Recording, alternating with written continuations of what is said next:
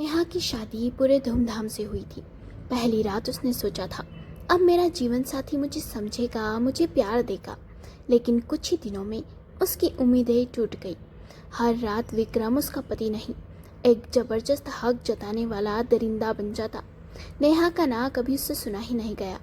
वह रोती, मिन्नतें करती, पर विक्रम के लिए उसकी भावनाओं की कोई कीमत नहीं थी। धीरे धीरे नेहा को लगने लगा कि उसका शरीर उसके अपने बस में नहीं रहा। दिन में वह परिवार और पड़ोसियों के सामने मुस्कुराती रहती ताकि कोई उसके दर्द को देख न सके, लेकिन रात होते ही उसका मन डर से कांपने लगता। कई हफ्तों तक नेहा ने चुप रहकर सब कुछ सहा। उसने खुद से कहा, शायद शादी का यही मतलब होता है, शायद हर औरत यही सहती है। लेकिन एक रात विक्रम की जबरदस्ती के बाद वह आईने के सामने खड़ी हुई। उसने खुद को पहचाना ही नहीं। उसकी आंखों की चमक की जगह आंसू थे। चेहरा थका और बुझा हुआ सा था। वह खुद से बोली, नहीं, ये शादी नहीं, ये कैद है। प्यार जबरदस्ती नहीं होता। अगर मैं आज चुप रही तो पूरी जिंदगी चुप रह जाऊंगी। अगली सुबह नेहा ने अपने डर को ताकत में बदला। वह सीधे पुलिस थाने गई। कांपती आवाज में उसने इंस्पेक्टर से कहा, सर, मैं हर रात जबरदस्ती झेलती हूँ। हाँ, ये मेरे पति करते हैं, पर क्या शादी का मतलब है कि मेरी सहमति की कोई कीमत नहीं? इंस्पेक्टर ये सुनकर चौंक गए, लेकिन उन्होंने उसका केस दर्ज कर लिया।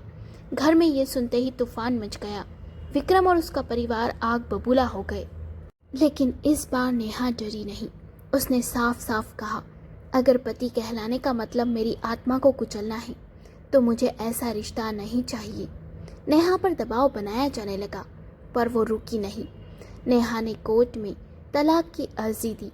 समाज के लोग बातें बनाने लगे, तलाक से औरत की जिंदगी बर्बाद हो जाती है। नेहा ने उन्हें जवाब दिया, नहीं, बर्बाद तो तब होती है जब औरत अपनी आवाज़ खो देती है। तलाक से मैं बर्बाद नहीं हो रही, मैं आज़ाद हो रही हूँ। कुछ महीनों बाद उसे तलाक मिल गया। अब वह नौकरी कर रही थी, अपने पैरों पर खड़ी थी। उसकी आंखों में अब आंसू नहीं, बल्कि आत्मविश्वास था।